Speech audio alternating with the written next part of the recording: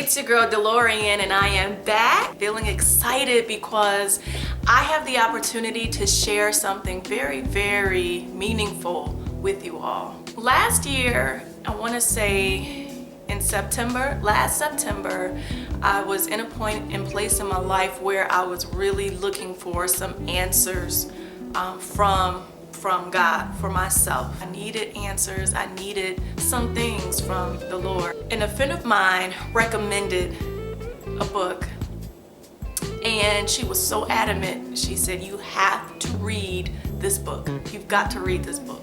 You have to read this book." It turned out to be the book that changed my life. Understanding the Purpose and Power of Woman, a book for women and the men who love them, by Dr. Miles Monroe.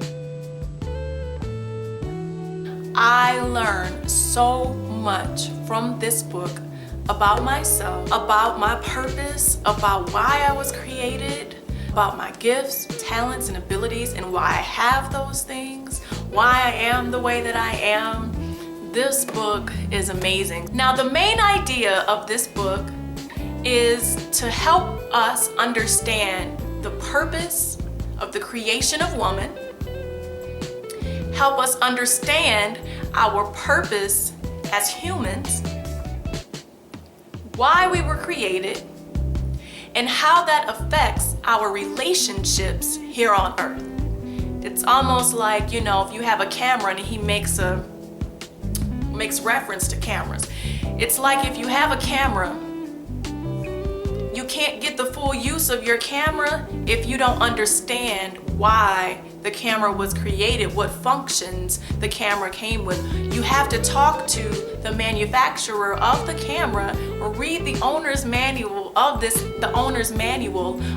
camera to really understand its full usage, to really understand its full capabilities, to really understand its full functions.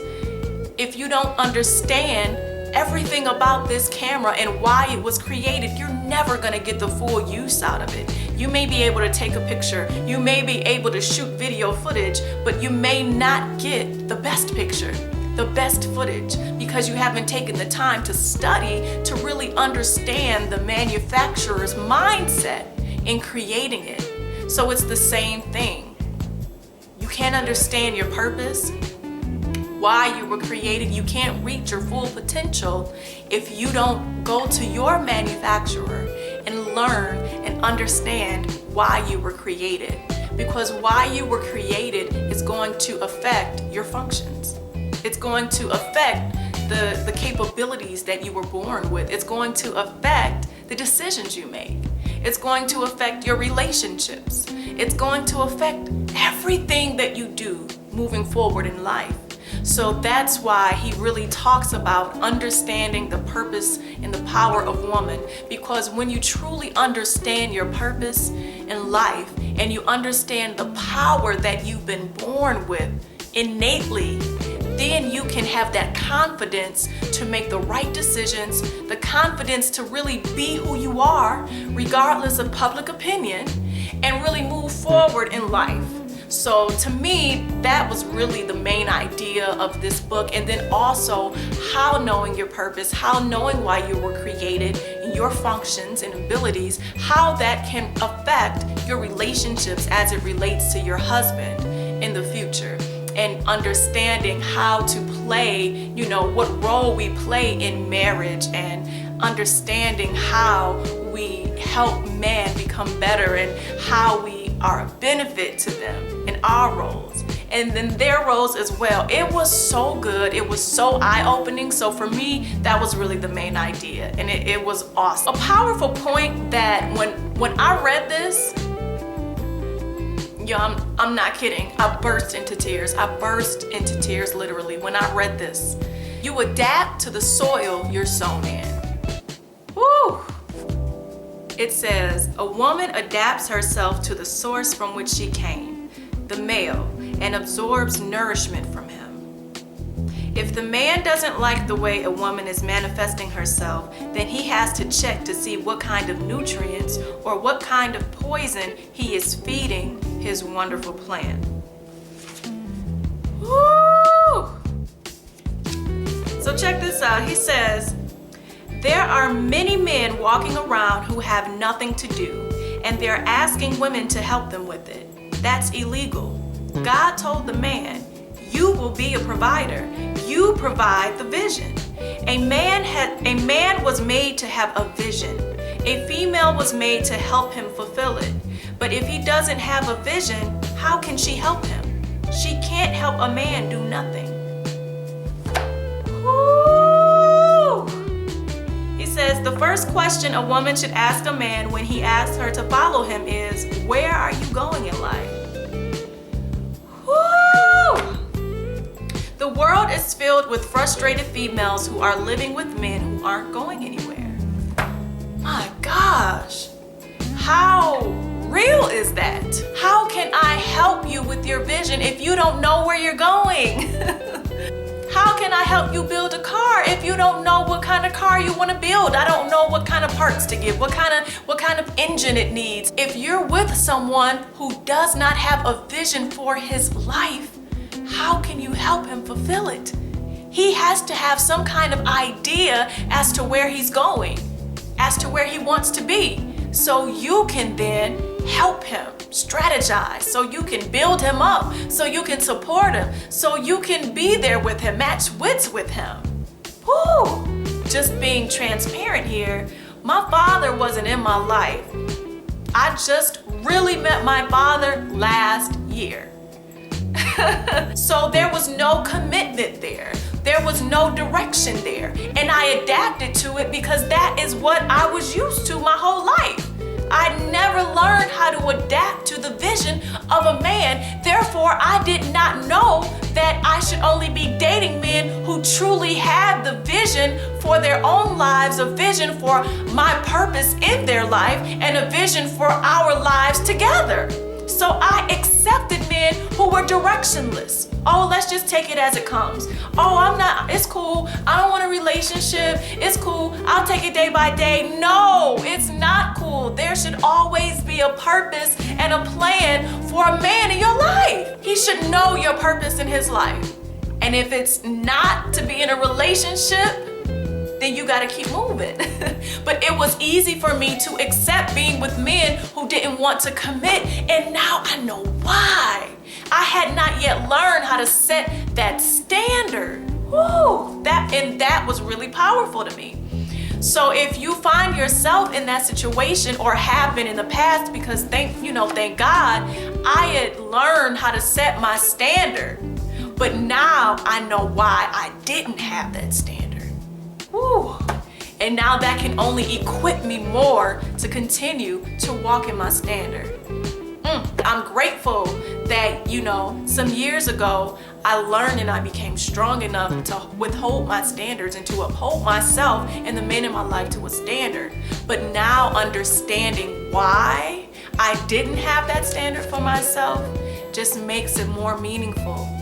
And it just really equips me to be able to continue on the right path and to be able to help someone else along the way. We adapt to the soil we are sown in. He says in the book that God gave because he loved. You're looking for evidence. If someone loves you, look for the evidence of their giving and the investment of their giving in your life.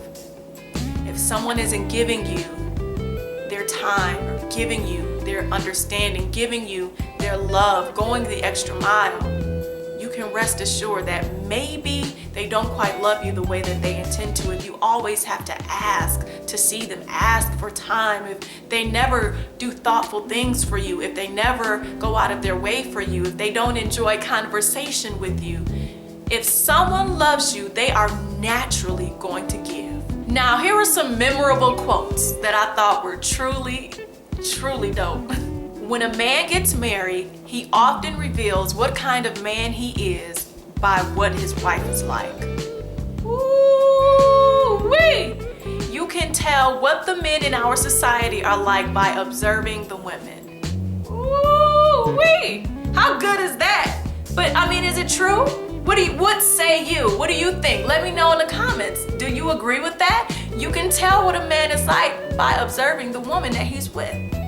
Woo! Ooh, that's good. I agree. If you see men who may not have the most positive perspective in life and who may just be out here unfaithful, just out here running amok, negative habits, speaking death in his life, not being productive, not moving towards, goals and opportunities, just kind of stagnant in life, then 9 times out of 10, the woman might have some of those qualities as well. Maybe she's not challenging him. Maybe she's only accepting so much from him. Maybe she's not really challenging him to step up.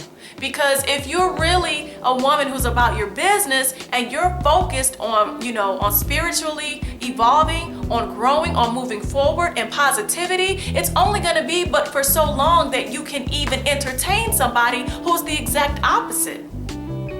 Woo! That's good, right? The devil waits for your decisions. Don't blame the devil because he takes advantage of our decisions. When you make a bad one, he'll ride it out to the end. Woo-wee! Dr. Miles Monroe was all up on my front doorstep. How good is that? How true is that? The enemy doesn't have any power over us. He can only use and manipulate things in our lives that we make known. He can only ride the decisions that we make. If I make a good decision, what can he do? But be mad. But if I make a bad decision, baby, he gonna ride that thing till the wheels fall off. So I gotta be cognizant and conscious of the decisions that I'm making, the words that come out of my mouth. Oh my God. So I will forever be impacted by understanding that having the season of singleness is not a bad thing, but it's a time to learn. It's a time to grow, to equip myself so that I understand the purpose of being a human, of being a woman, of being a friend, of being a wife. So I will know how to effectively function in all of those scenarios. If I know the functions I've been given, if I know why I am the way that I am, that's only gonna make my relationship and my marriage better, and it's only gonna make me better as a person. So this book, I give this book 2 enthusiastic thumbs up. Again, the whole book for me is highlighted. Its highlights in writing I have written throughout the entire book. Like, seriously, I was learning the entire way.